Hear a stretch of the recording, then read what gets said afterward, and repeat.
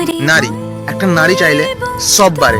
আমরা ছোটবেলা থেকে শুনে আসছি, নারী মানে মা, নারী মানে জগৎ, নারী মানে প্রকৃতি, নারী মানে পৃথিবী, নারী মানে জগতের আলো। একটা নারী চাইলে তীব্র বজ্রাঘাতের মতো সবকিছু ভেঙে দিতেও পারে। আবার একটা নারী চাইলে সুন্দর একটা সকাল গড়ে তুলতেও পারে।